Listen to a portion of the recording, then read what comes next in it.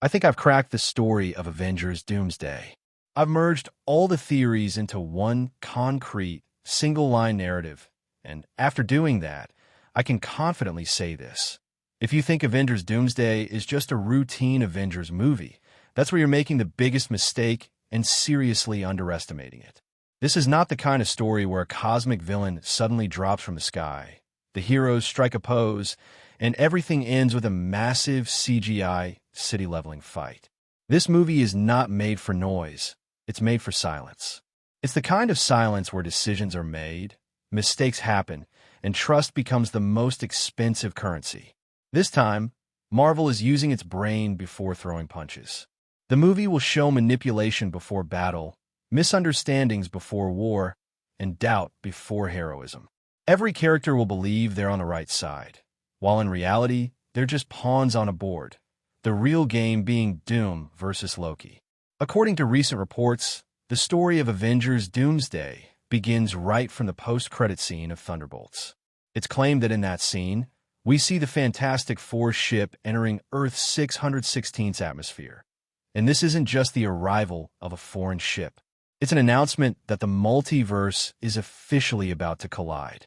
And if that ship is arriving, one more name is coming with it, a name that will shake the very foundation of the MCU, Doom. But there's an important distinction to understand here.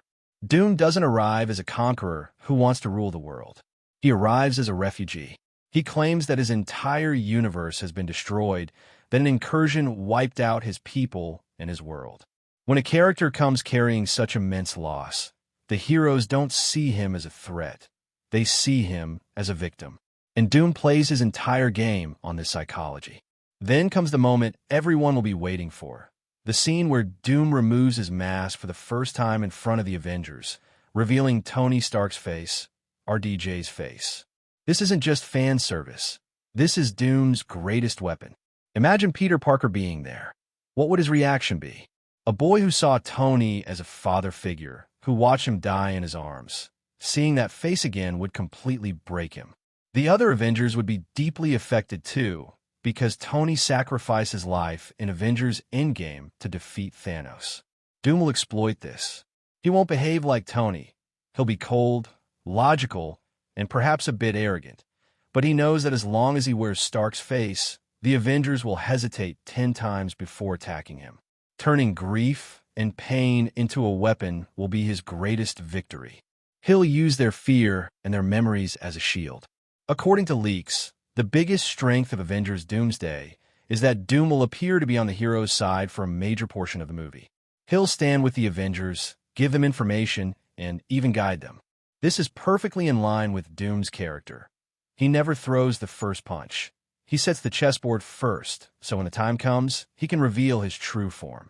Doom stands before the Avengers and explains how the multiverse works, who is causing incursions, and who is responsible for them. He presents himself not as a judge, but as a solution.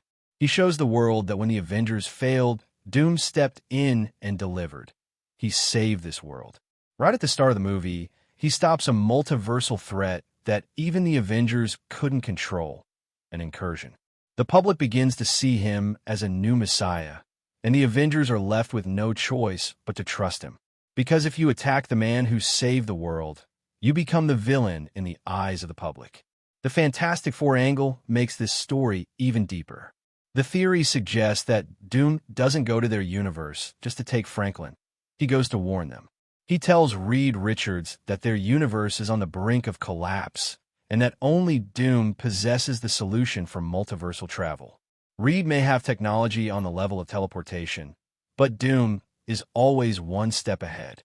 This is where the Fantastic Four decide to go with Doom, not for heroism, but for survival. After all, when a universe itself is about to end, morality becomes secondary. Doom brings them to Earth, 616, and presents Reed before the Avengers as a scientist who has failed, while portraying himself as the savior. But Doom's real objective is neither the Avengers nor Reed Richards. His true target is Franklin Richards. Doom knows that permanently controlling the multiverse cannot be done through brute force alone. He needs reality-bending power, and Franklin is the living source of that power. Yet Doom won't kidnap Franklin. He'll become his mentor. Reed is often busy in his labs, buried in calculations. But Doom gives Franklin something Reed never does: time. He teaches him that his powers can be used to fix the multiverse, and he becomes the father figure for Franklin that Reed was never able to be. By the time Reed realizes what's really happening, Franklin's trust in Doom has already solidified. Earning a place in a child's heart is the easiest way to win any war. From here, the movie's internal conflict truly begins. Doctor Strange becomes the only hero who doubts Doom. He can see logic in Doom's words, but he also senses the stench of dark magic hidden behind them.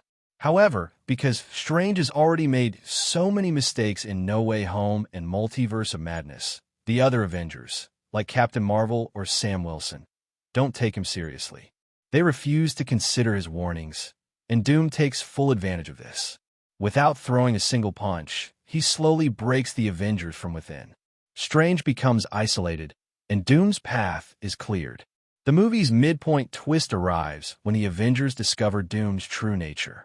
It's rumored that Doom has already destroyed another universe, possibly the X-Men's universe, because the teaser we've seen suggests total annihilation.